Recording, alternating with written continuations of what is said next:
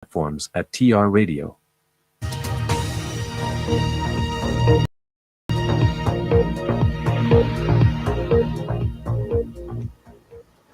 Good, my name is Joseph Kinyanjui and this is the 10 a.m. Business News Bulletin. We kick off with the highlights.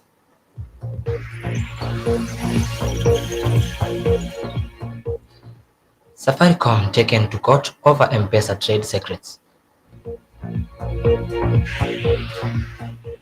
Family Bank to sell 800 million shares in issue. NBK gets nod to auction Uphill Hotel in 281 million shillings loan row. Casual staff board members to pay housing levy.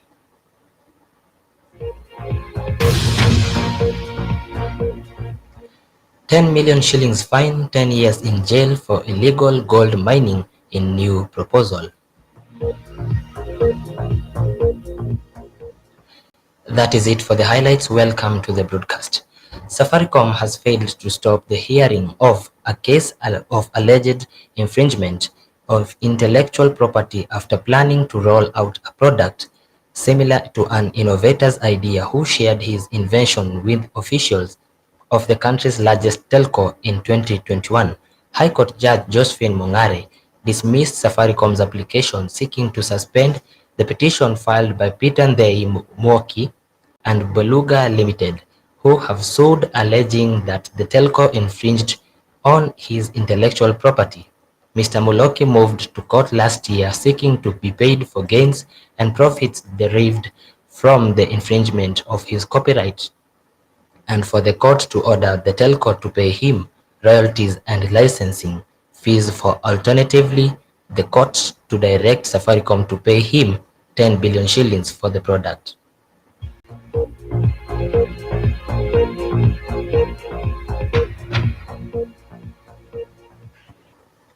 Family Bank wants to create 800 million additional shares to raise money through a rights issue as part of a $100 million, that is 14.7 billion shillings, expansion plan in the race to Tier 1 status. The lender on Wednesday issued a notice of extraordinary general meeting (EGM) to shareholders in which it will be seeking to increase its share capital from the current 1.5 billion shillings to 2.3 billion shillings through the creation of new 800 ordinary shares. Family Bank Board will be seeking approval from shareholders on October 18th, which, if approved, will pave the way for a rights issue. The lender did not comment on how much it will be seeking to raise from this rights issue. The directors will be making a decision on the office price per share.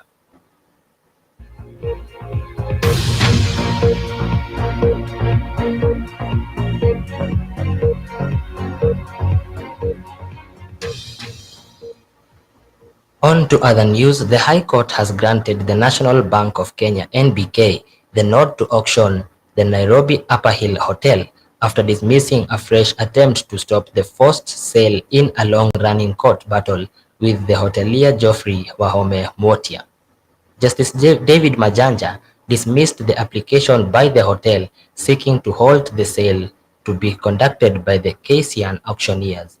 The judge noted in the ruling that the fresh attempt was made by the hotel itself after they dismissed an earlier application by Mr. Mwotia seeking to stop the bank from selling the property over an alleged loan of 281 million shillings he borrowed in 2014.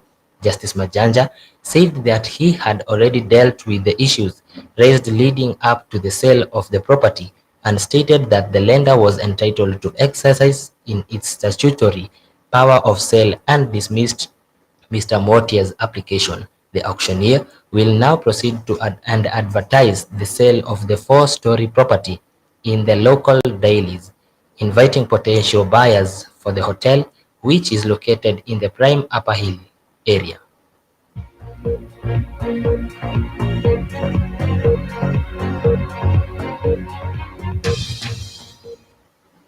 The Kenya Revenue Authority (KRA) has said casual workers and board members of public and private firms are required to pay the Affordable Housing Levy. The taxman, in a letter dated September 13, 2023, said directors in state corporations as well as those in various companies must pay the housing tax because they earn an income for rendering a service to the employer just like all other workers. The Association of Pension Trustees and Administrators of Kenya has sought clarity from the taxman on whether the Affordable Housing Levy (AHL) applies to the board of directors' allowances paid every quarter, honoraria paid every month, and salaries paid to casual workers. But the taxman says in the letter that gross monthly salary constitutes basic salary and regular cash allowances. KRA says honoraria and directors' allowances will qualify as regular allowances as directors' meetings often take place in scheduled intervals and as such have a degree of regularity.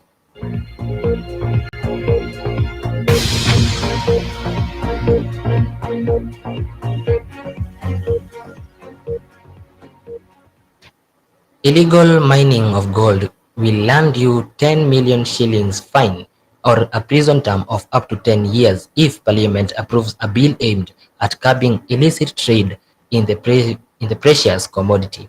The Gold Processing Bill 2023, sponsored by Ikolomani MP Bernard Shinali, seeks to introduce stringent measures in the exploration and exploitation of the precious commodity that has always been used by fraudsters to scam innocent people of billions of shillings. According to the proposed law, which is set to be introduced for first reading upon the House resuming its sitting on September 26th, the term of processing license shall be for a period not less than 25 years. Upon getting the license, the holder shall commence processing operations within 6 months. The proposed legislation states that the mining license will only be granted if the applicant has adequate financial resources, technical competence, and processing industry experience to carry out the proposed processing operations. The applicant must also obtain an approved environmental impact assessment license, a social heritage assessment, and environmental management plan. While applying for the permit, the applicant will also be required to provide feasibility study, a statement regarding the gold in the area of land over which the license is sought, including details of all known gold as well as reserves of the metal.